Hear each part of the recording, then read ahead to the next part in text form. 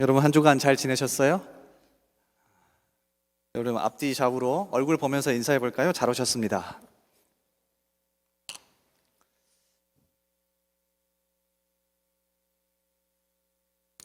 벌써 룻기 3장까지 왔죠. 거의 한 10번 정도 설교를 하는 것 같아요. 처음에 한 3-4번 하고 끝낼 생각이었는데 여기까지 오는 걸 보면서 저도 놀라고 있고 꾸준하게 참고 들어주는 여러분에게도 감사하게 표현하고 있습니다. 감사를 표현합니다. 오늘 룻기 3장 6절부터 11절의 말씀을 같이 읽었는데 당신의 삶이 당신의 존재를 설명합니다 라는 제목으로 같이 말씀 나누겠습니다. 오늘 본문 말씀에 사실 가장 많이 붙어있는 제목은 타작마당 로맨스입니다. 가장 룻기에서 절정인 부분인데요, 보아스가 타작마당에서 잠들었을 때 룻이라는 여인이 그의 발치 이불 아래 들어가 누워있죠. 그리고 밤중에 인기척을 느낀 보아스가 깨어서 깜짝 놀라서 이 룻과 만나는 장면. 그러니까 대다수의 많은 사람들이 가장 룻기의 절정인데 그 이유를 둘 사이에 아주 오묘한 로맨스가 발생하고 있다고 생각을 합니다. 근데 실제로 룻기 3장을 읽어보면 이러한 요소가 없는 게 아닙니다. 자, 4절을 보면 어머니가 룻에게 그 보아스의 발치 이불에 누우라고 이렇게 표현하죠. 그가 누울 때에 너는 그가 눕는 곳을 알았다가 들어가서 그의 발치 이불을 들고 거기 누우라. 자, 여기서 발치라는 표현 한번 기억해 보십시오. 이 단어가 3장에서 3번이나 더 나옵니다. 자, 7절에도 나와요. 보아스가 먹고 마시고 마음이 즐거워 가서 곡식단 더미의 끝에 눕는지라 룻이 가만히 가서 그의 발치 이불을 들고 거기 누웠더라. 이어지는 8절에도 나옵니다. 밤중에 그가 놀라 몸을 돌이켜 본즉 한 여인이 자기 발치에 누워 있는지라. 자, 이 단어가 뒤에 가보면 14절에 또 나옵니다. 룻이 새벽까지 그의 발치에 누웠다가. 구약 성경을 조금 읽어보신 분은 알겠지만 구약 히브리어에서 발이란 단어는 단순한 발만 의미하는 게 아니라 생식기, 특히 성식기를 아주 오묘하게 모호하게 표현하는 단어이기도 합니다. 여러분 사사기에 보면 두 번째 사사였던 에훗이 왼손잡이 사사죠. 모압 왕 에글론을 칼로 찔러서 죽이는데 그때 이 왕이 대변을 봅니다. 그러자 밖에 있던 신하들이 그 대변 냄새가 나는 걸 보고 뭐라고 표현합니까? 우리 왕이 발을 가리우시나 보다라고 표현을 해요. 그러니까 발이라는 단어는 구약 성경에서 뭔가 모호하게 성적인 뉘앙스를 풍기는 단어가 맞습니다. 그래서 3장을 읽어가면서 이 발치라는 단어가 4번씩이나 나오니까 이거 뭔가 조금 약간 애매하게 모호하게 성적인 뉘앙스가 풍겨지는구나 하면서 관심을 갖게 하죠. 근데 사실 아닙니다. 이렇게 우리의 관심을 끌게 하면서 진짜 우리에게 보여주고 싶은 게 있어요. 사실 이게 히브리어의 특징입니다. 구약 성경은 히브리어로 되어 있는데 영어와 라틴어와는 다르게 뜻이 중의적인 게 많습니다.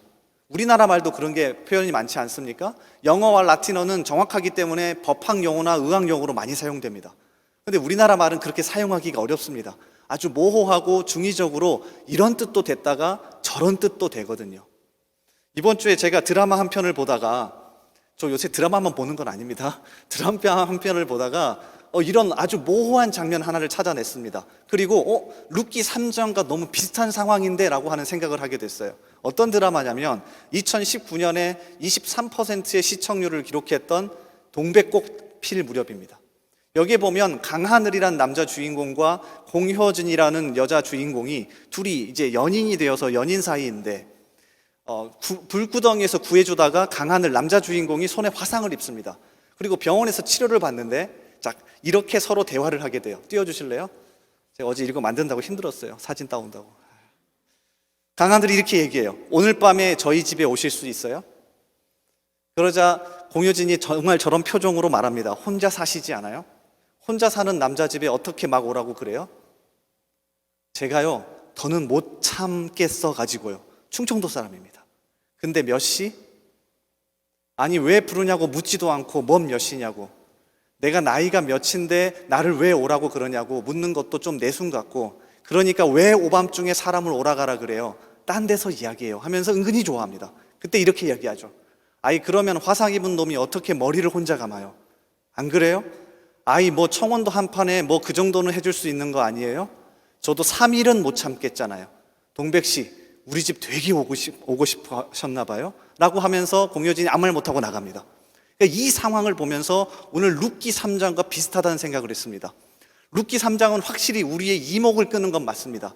여러분이 히브리 사람이 아니기 때문에 뭐야 아무 일도 아니네 하실 수 있겠지만, 실제 여러분이 히브리어를 아는 히브리 사람이었으면 발치라는 단어가 4번이나 나오는 걸 보면서 야 이거 뭔가 일이 벌어지려나? 라고 생각을 들게 합니다. 그런데 사실 아까 전에 나왔던 이 드라마 두 주인공의 대화처럼 핵심은 다른 곳에 있었습니다. 이렇게 우리의 주목과 이목을 끌면서 진짜 말하고 싶었던 건 어디 있냐면 여러분 9절입니다. 자, 9절 말씀을 한번 보실래요? 9절에 깜짝 놀란 보아스가 룻을 향하여서 이렇게 얘기합니다. 이르되 내가 누구냐? 그리고 룻이 자신이 누구인지를 대답하고 보아스 역시 룻이 누구인지를 대답해 줍니다. 자, 더 놀라운 건 조금 더 말씀을 읽어가 보면 16절에 이 질문이 한 번 더 나옵니다. 룻과 보아스의 일이 끝나고 다시 시어머니에게 돌아간 룻을 향하여 어머니 나오미가 이렇게 묻죠. 자, 16절 보세요. 룻이 시어머니에게 가니 그가 이르되 내 딸아 어떻게 되었느냐? 여기서 내 딸아 어떻게 되었느냐는 너무 많이 의역을 했는데요. 정확하게 직역하면 아까 전에 9절과 똑같은 문장입니다. 내가 누구냐? 그러니까 나오미가 룻을 보자마자 이렇게 묻는 겁니다. 내 딸아 내가 누구냐? 그러니까 9절에 네가 누구냐라는 질문과 16절에 네가 누구냐라는 질문이 앞뒤로 쌓여져 있으면서 룻기 3장이 진짜 우리에게 말하고 싶은 건 여기 있는 겁니다. 뭔가 로맨스가 벌어지는 듯한 모습이지만 사실 진짜 말하고 싶은 건 정체성입니다. 우리가 누구인지에 대한 정체성을 룻기 3장이 정확하게 보여줍니다. 다시 말하면 하나님의 은혜를 알고 하나님을 믿는 사람이 누구인지에 대한 정체성이 정확하게 드러나는 게 룻기 3장이죠. 여러분 손봉호라고 하는 교수님 아십니까? 고신대 석좌 교수이자 서울대 명예교수인데요. 이분이 나는 누구인가라고 하는 책에서 이 룻기에 나와 있는 질문을 참 재미있게 이렇게 말해 놓았습니다. 한번 들어보세요. 인간이 무엇이며 인간의 지식이 어떤 것인가도 매우 중요하지만 한 걸음 더 나아가서 나는 누구인가 하는 것은 한층 더 중요하다. 우리가 우주에 대해서 안다고 해도 그것은 어디까지나 나라는 존재를 통해서 의미를 가지는 것이다. 나가 무의미하다면 우주가 아무리 의미 있고 아름다운들 그것이 무슨 소용이 있으며 그것이 의미 있다는 것을 어떻게 알겠는가? 온 천하를 얻고도 자신을 잃으면 아무 소용이 없다는 예수님의 말씀은 종교적으로만 타당한 것이 아니라 모든 면에서 타당하다. 룻기에 나와 있는 너가 누구냐? 나는 누구인가라고 하는 이 질문, 그것은 어떤 문장으로 표현될 수 있는 성질의 것이 아니다.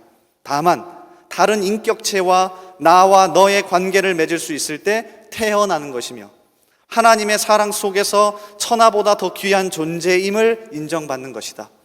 그 사랑의 빛 아래서 부끄러운 나는 바로 그 때문에 감격하고 그런 나를 가능케 한 사랑을 실천함으로써 다른 나들을 탄생시키는 것이다. 이것이 하나님의 형상으로 지음을 받은 나의 본래의 모습이다. 손봉호 교수가 룻기의 이 질문을 가지고 룻이 자신이 누구인지를 대답하고 보아스 역시 그 질문 대답을 받고 다시 룻이 누구인지를 대답하는 이 과정을 통해서 진짜 하나님의 형상인 우리가 누구인지가 밝혀진다는 거예요. 이게 룻기에서 가장 핵심적인 것이라는 겁니다. 우리는 룻기를 읽으면서 룻이 기업 물을 자 보아스를 만나서 드디어 다윗의 족보, 조상을 이었다라고만 생각합니다. 그런데 실제 진짜 중요한 건 룻이 모압 여자이지만 어떻게 하나님을 믿고 여기까지 살아왔는지, 그리고 보아스와 이스라엘 사람들은 어렸을 때부터 하나님을 믿는 사람이라고 하지만 어떻게 살아왔는지가 오늘 대화 속에서 드러납니다. 그러니까 여러분 잘 집중해서 보셔야 합니다. 오늘 대화 속에서 여기 혹시 모태신앙 있으십니까? 그러면 보아스의 입장에서 들어보십시오. 목사님 저는 예수 믿은 지 얼마 안 됐는데요. 그럼 룻의 입장에서 한번 들어보십시오. 이 둘이 아주 오묘하고 치밀하게 서로 대화를 주고받으면서 진짜 하나님의 은혜를 알고 하나님의 모습을 닮은 우리가 어떻게 살아가야 하는지를 드러내줍니다. 그래서 이 두 사람의 대화를 집중해서 살펴보면서 우리 자신을 돌아보는 시간이 되길 바랍니다. 내가 오랫동안 신앙생활을 해왔다면 나는 도대체 누구일지, 또 목사님 저는 하나님 만난 지 얼마 되지 않았는데요, 그러면 나는 진짜 누구인지, 이 부분을 정말 치열하게 한번 같이 나누고요, 또 기도하고 주님 앞에 나아가는 이 시간이 되기를 간절히 소원합니다. 일단 오늘 말씀은 두 부분으로 되어 있습니다. 첫 번째는 룻이 이 질문에 대해서 답변하는 장면, 그리고 두 번째는 보아스가 이 룻에 대해서 답변해 주는 장면. 아주 간단하죠. 그래서 이 두 가지 한번 집중해서 살펴보겠습니다. 첫 번째, 룻의 대답입니다. 자, 9절에 나와 있는데 우리 9절 말씀을 같이 한번 읽어보겠습니다. 9절 말씀, 자, 시작.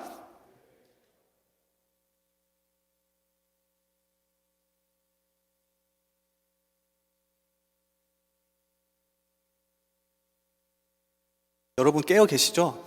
너무 지금 여러분 정신 차리셔야 돼요. 벌써 조시면 안 돼요. 이 시간 이제 얼마 안 됐어요, 시작한 지. 룻이 자신에 대해서 이렇게 대답하죠. 나는 당신의 여종 룻이오니 당신의 옷자락을 펴 당신의 여정을 덮으소서. 이는 당신이 기업 물을 자가 됨이니이다 하니.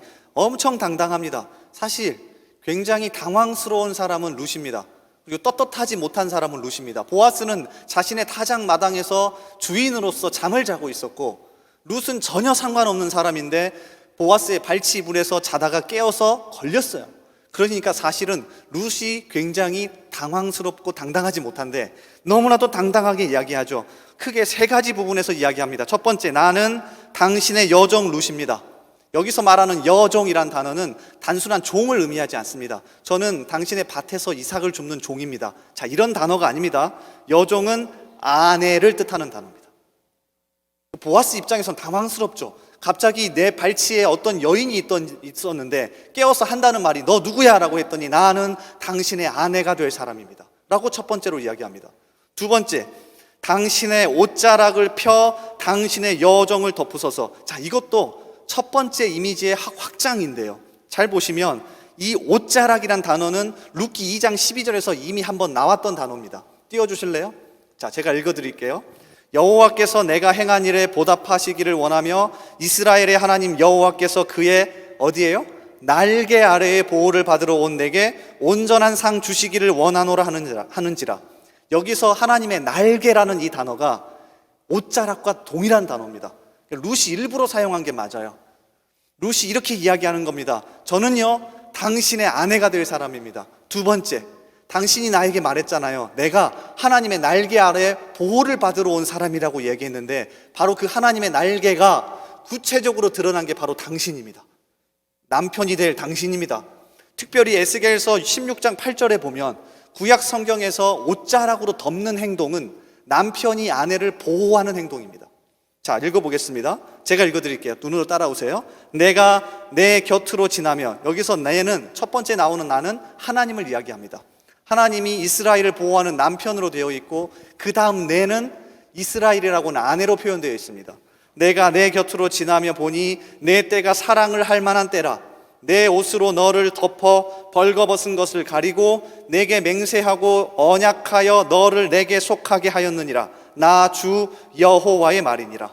그러니까 이런 이미지를 가지고 있습니다. 룻은 잘 알았던 것으로 보입니다. 하나님이 나를 날개로 보호하신다고 했는데 당신이 바로 그 구체적인 날개입니다. 당신은 내 남편 될 사람이고 나는 당신의 아내 될 사람입니다 라고 밝히는 겁니다. 그래서 마지막 세 번째, 완전히 쐐기를 박습니다. 이 이야기를 들었을 때 보아스는요, 아마 뜨끔했을 거고 자리에서 벌떡 일어났을 겁니다. 뭐라고 얘기합니까? 이는 당신이 기업을 물을 자가 됨이니이다 하니. 여기에서 보아스는 모든 삶이 생각났을 거고 완전히 정신이 번쩍 들었을 거예요. 왠 줄 아십니까? 룻이 당당할 수 있었던 이유는 단 하나입니다. 보아스에게 이렇게 이야기하는 거예요. 당신 기업 물을 자잖아요. 정확하게 룻기 성경을 읽어보시면 보아스는 두 번째로 기업 물을 자입니다. 여러분, 근데 이렇게 생각하시면 안 됩니다. 제가 대학교를 집어넣어놓고 예비 2번인 거예요. 그럼 예비 2번이 할 수 있는 건 뭡니까? 예비 1번이 빠질 때까지 기다리는 겁니다. 그리고 2번이 됐을 때 나 드디어 합격했구나 하고 등록금을 내고 들어가시면 되죠. 근데 기업 물을 짜는 그런 기다림이 아닙니다. 2번이 됐던 3번이 됐던 4번이 됐던 어떻게든 기업 물을 짜는, 자신이 기업을 물어줘야 될 사람의 땅을 되찾아줘야 하고요. 만약에 자녀가 없다면 내 아내로 삼아서 자녀를 계속해서 이어갈 수 있도록 해주어야 합니다. 그런데 여러분 잘 아시는 것처럼 룻기 2장에서 3장으로 넘어오면서 2달 동안 아무 일도 없었습니다. 룻과 나오미는 신실하게 하나님을 믿으며 기다리며 성실하게 살아왔는데 기업 물을 자 보아스는 자신이 2번이라는 것 때문에 아무 일도 하지 않고 가만히 있었습니다. 이렇게 핑계 댈 겁니까? 사실 저 2번이라서요. 저기 1번한테 가서 말씀하실래요? 여러분 조금 룻기를 읽어보시면 알겠지만 여기서 번쩍 정신이 든 보아스가 첫 번째 기업 물을 자에게 찾아갑니다. 당신 할 거요, 안 할 거요? 당신 안 할 거면 제가 하겠습니다. 정신이 번쩍 든 겁니다. 보아스가. 룻이 자신을 너무 당당하게 이야기하죠. 저는 당신의 아내가 될 사람입니다. 저는 당신이 보호해 주어야 할, 옷자락으로 덮어 주어야 할 아내가 될 사람입니다. 왠 줄 아세요? 당신은 하나님께서 나를 기업 분기시라고 했는데 나의 기업을 물러 주어야 할 사람이기 때문입니다.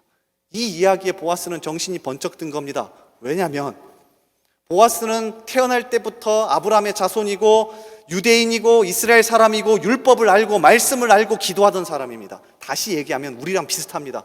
주일이 되면 청년부 예배 나와서 손 들고 기도하고 눈물로 기도하고 찬양하고 말씀 듣고 이따가 목장 모임 가셔서 또 뜨겁게 얼마나 내가 잘난 사람인지 나누실 겁니다.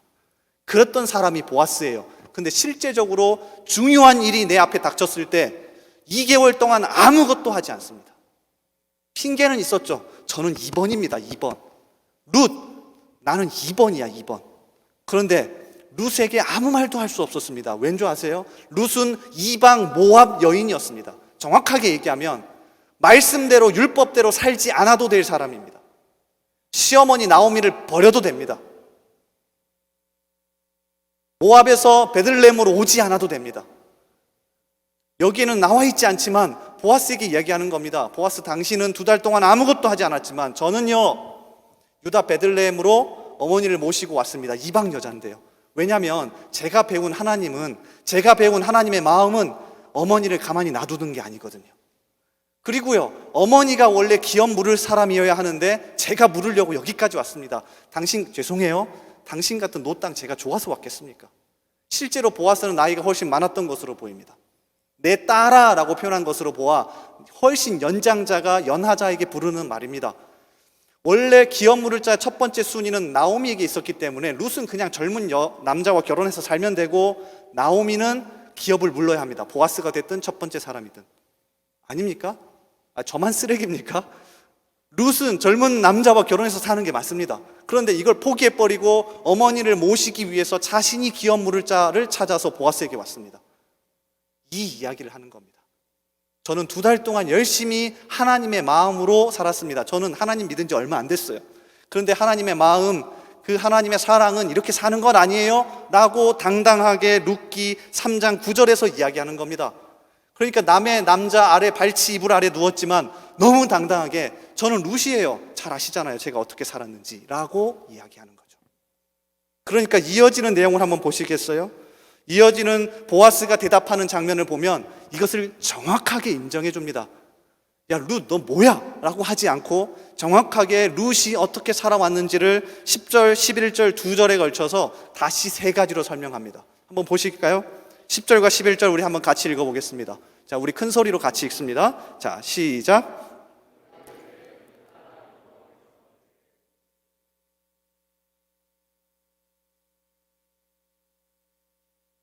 내가 베푼 인애가 처음보다 나중이 더하도다. 그리고 이제 내 딸아 두려워하지 말라. 내가 내 말대로 내게 다 행하리라. 내가 현숙한 여자인 줄을 나의 성읍 백성이 다 아느니라. 룻이 9절에서 한 이야기를 듣고는 보아스가 그래도 깨달은 바가 있었습니다. 맞아, 나는 어려서부터 하나님을 알던 사람이었는데 2번이라는 이유 하나 때문에 2달 동안 아무것도 하지 않고 가만히 있었지. 그런데 너는 이방 여자지만 모압 사람이지만 하나님을 믿기 시작한 그때부터 완전히 다른 삶을 살고 있었어. 첫 번째 10절을 보세요. 그가 이르되 내 딸아 여호와께서 내게 복 주시기를 원하노라. 자, 이 말씀은 정확하게 룻기 2장 12절의 문장을 그대로 가져왔습니다. 룻기 2장 12절 여호와께서 내가 행한 일에 보답하시기를 원하며 라는 문장과 이 10절에 그가 이르되 내 딸아 여호와께서 내게 복 주시기를 원하노라가 정확히 같은 문장입니다. 일부러 이걸 가져와서 룻이 어떻게 살아왔는지를 이야기하는 겁니다. 룻기 2장 12절 앞에 있는 11절을 보면 이렇게 복을 받을 수 있다고 칭찬한 배경이 나와요. 자, 보세요.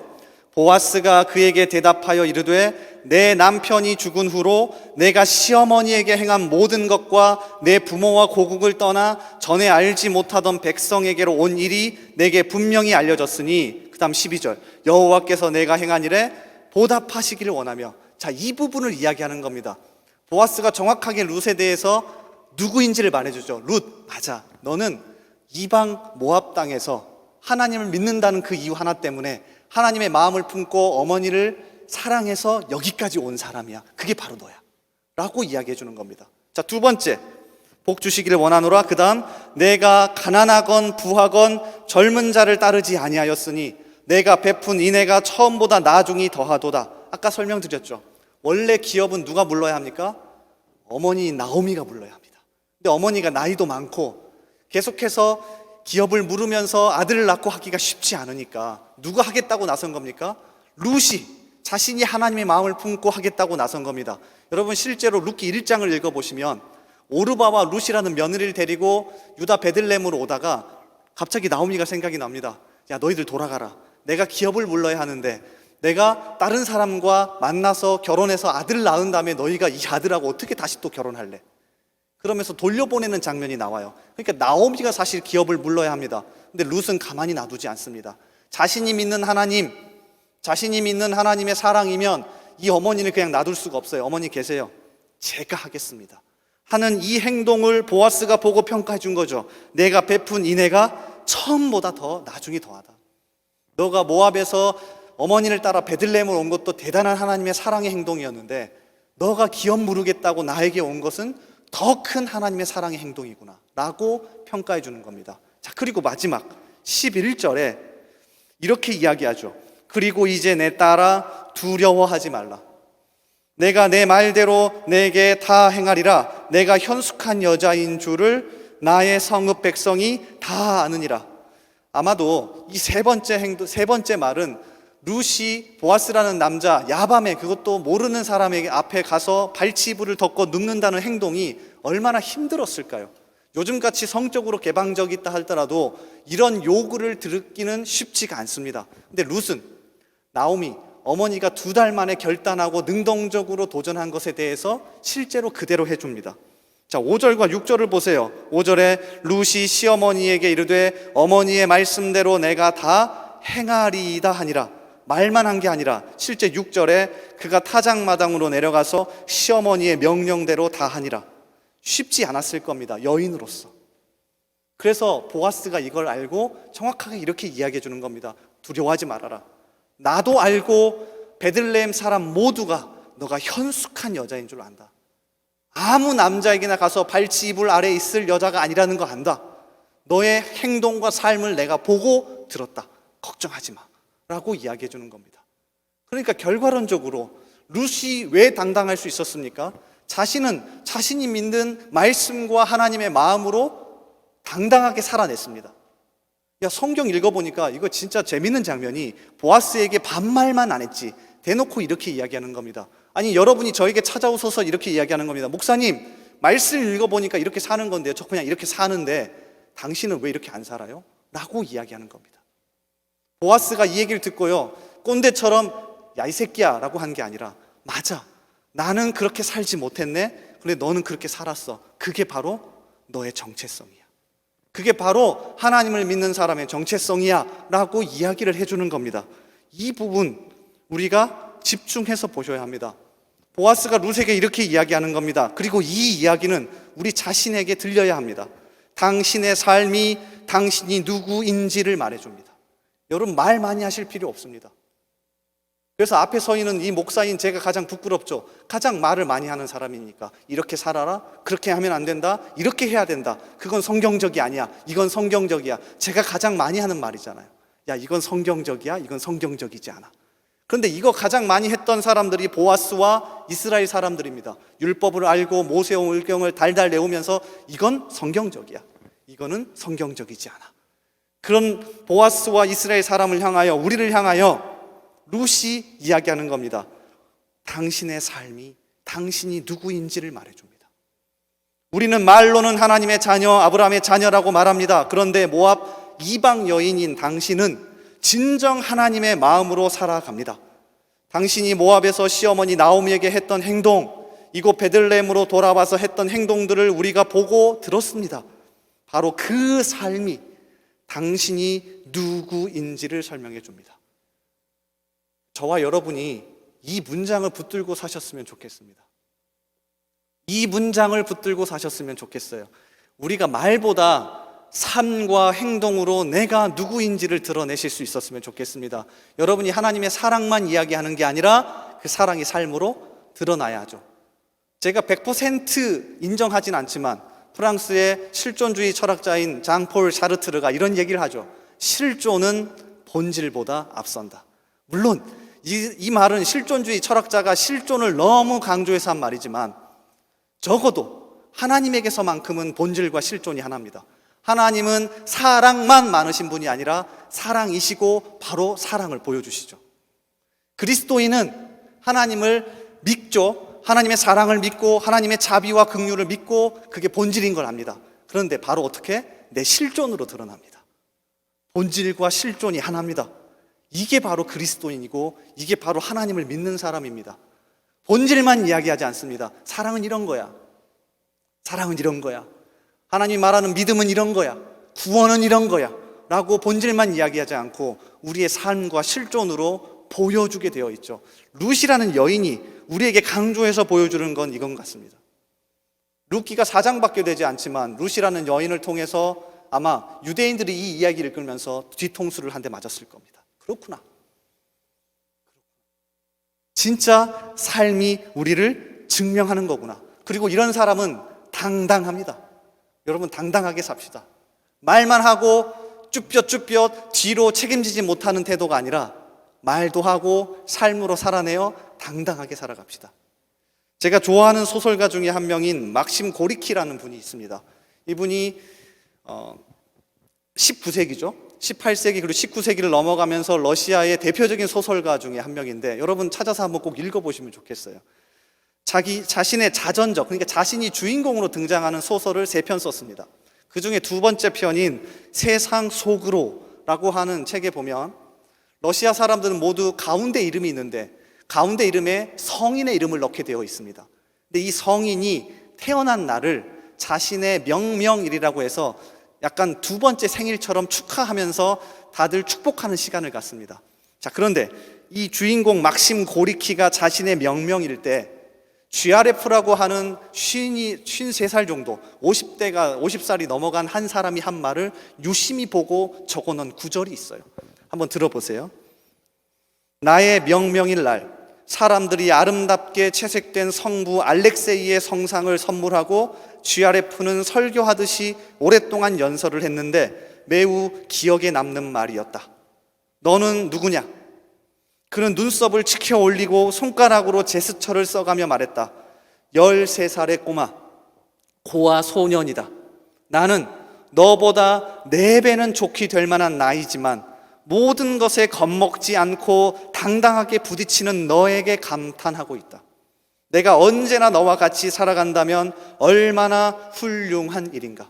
어떤 장면이냐면 주인공인 막심 고리키가 53살인 GRF가 13살밖에 되지 않은 고아 소년을 바라보면서 삶과 말이 일치하는 그 고아 소년 때문에 존경한다는 이야기입니다.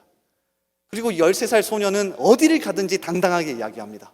53살이든 60살이든 70살이든 삶과 말이 동일하기에 당당하게 이야기하고 이 GRF는 너를 존경한다. 너와 평생 살아가는 게 나에게 얼마나 큰 기쁨인지 모른다 라고 이야기하죠. 막심 고리키가 이 장면이 얼마나 인상적이었던지 자신의 소설 속에 그대로 넣어놓았습니다. 오늘 룻과 보아스의 이야기도 그렇지 않나 싶습니다. 여러분이 이 둘 사이에서 로맨스만 보신다면 아까 드라마에서 공효진이 오해해버리고 말 못하고 나가버린 것처럼 똑같을 겁니다. 타장마장 로맨스로만 보는 게 아니라 이 대화 속에서 내가 어떻게 살아가야 할지를 다시 한번 붙잡길 바랍니다. 오늘부터 우리 청년부는 말이 아니라 내 삶으로 나의 정체성을 보여주시기 바랍니다. 아시겠습니까? 정말로 이렇게 살아가시길 바랍니다. 마지막으로 글 하나를 읽어드리고 설교를 마칠까 합니다. 헝가리의 저명한 소설가인 산도르 마라이가 자신이 쓴 열정에 이 질문에 대해 대답을 이렇게 설명합니다. 너는 누구인가? 라는 질문. 중요한 문제들은 언제나 전 생애로 대답한다네. 그동안에 무슨 말을 하고 무슨 원칙이나 말을 내세워 변명하고 이런 것들이 과연 중요할까? 결국 모든 것의 끝에 가면 세상이 끈질기게 던지는 질문에 전 생애로 대답하는 법이네. 너는 누구냐? 너는 진정 무엇을 원했느냐? 너는 진정 무엇을 할 수 있었느냐? 이런 질문에 대한 우리의 대답은 전 생애로 대답하는 법이네. 아직 늦지 않았습니다. 보아스는 룻이 질타한 이 질문 속에서 그래 나는 원래 이런 놈이야 라고 멈추지 않고 3장 뒷부분부터 삶을 통해서 자신이 누구인지를 다시 보여줍니다. 혹여나 내가 지금까지 잘 살아오지 못했다면 이 시간 보아스가 깨달았던 진리를 다시금 깨닫길 바라고요. 만약에 잘 살아오셨다면 룻이 말했던 당당함 속에서 더 하나님의 사랑을 실천하며 사시길 바랍니다. 이렇게 살아가는 저와 여러분 되기를 주님의 이름으로 간절히 소원합니다. 우리 같이 찬양하며 더 깊은 기도의 자리로 나가길 원합니다. 우리 다 같이 자리에서 일어나 보실래요? 일어나서 우리 같이 찬양하며 기도합시다. 원하고 바라고 기도합니다 라고 하는 찬양을 같이 할 겁니다. 여기에 보면 성부, 성삼위 하나님이 나오죠. 하나님의 꿈이 나의 비전이 되고 예수님의 성품이 나의 인격이 되고 성령님의 권능이 나의 인격이 되길 원하고 바라고 기도합니다 라고 되어 있는데, 그 하나님을 품고 살아가는 사람으로서 이렇게 살아가겠습니다, 삶으로 보여주겠습니다, 이런 마음을 담아서 우리 같이 찬양하며 기도의 자리에 나아가겠습니다. 우리 같이 찬양합니다.